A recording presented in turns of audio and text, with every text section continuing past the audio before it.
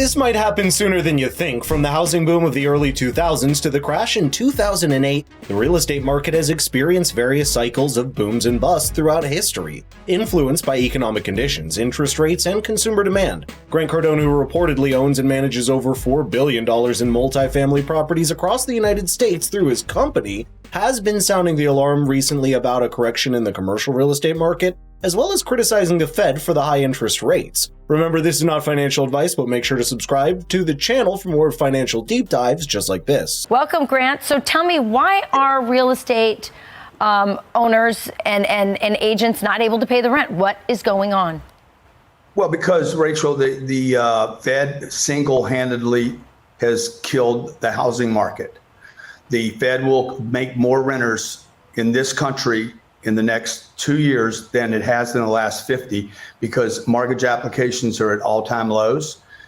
Mortgages are double what rent is today. And it doesn't surprise me that real estate agents are feeling the brunt of this. Back in June of 22, Jerome Powell said that the middle class, everyday people would disproportionately feel the pain of higher interest rates in his attempt to control inflation. He has not controlled inflation. He has failed miserably. What he has actually done is create it and, in the meantime, stop the housing industry. That's true. Higher interest rates have a significant impact on the housing market, particularly in reducing the number of people willing to take out mortgages. When interest rates rise, the cost of borrowing money to buy a home increases. This means that monthly mortgage payments become more expensive, making homeownership less affordable for many potential buyers. For example, if the interest rate on a 30-year fixed mortgage increases from 3% to 6%, the monthly payment on a $300,000 mortgage would rise from approximately $1,265 to $1,799. This $534 increase in monthly payments can be a massive burden for many households. As a result, fewer people are willing to or able to take on the financial commitment of a mortgage when the cost of borrowing is high. This reduced demand can lead to a slowdown in the housing market as people reconsider purchasing a home to delay their plans until interest rates drop. Additionally, when fewer homes are sold, the supply of available homes on the market may increase, leading to slower home price appreciation or even price declines in some areas. But that hasn't happened recently, and Grant has an explanation for it in this next clip. What would you recommend he do? Well, what he should do is get out of the way. There's no time in history in my lifetime that the Fed actually controlled interest rates.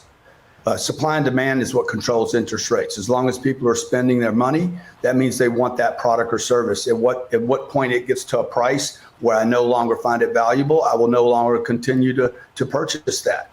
And people want homes. People want to live in a single family home. I don't personally think it's a great investment. I've said that many, many times. I've gotten ragged out on it, but he should step aside, get out of the way, let the market do its thing.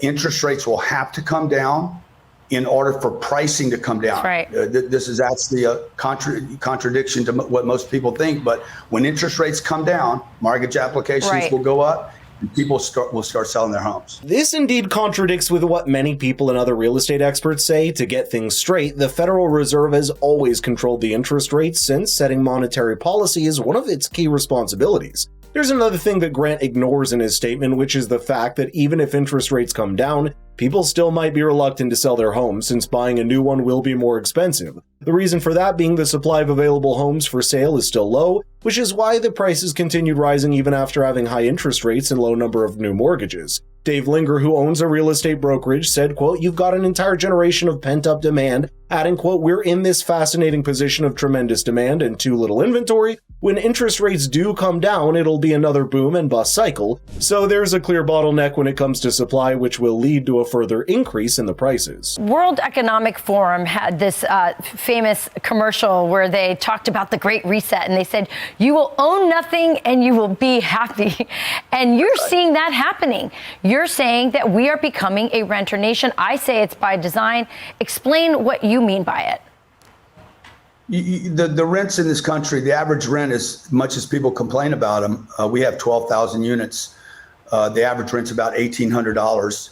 And as much as they complain about it, the mortgage on a similar home in that same neighborhood would be double that, plus insurance, and plus a PMI, which is mortgage insurance on the mortgage itself. So it's unaffordable for people to own a home today. And that means you will rent, you will literally own nothing and be happy about it.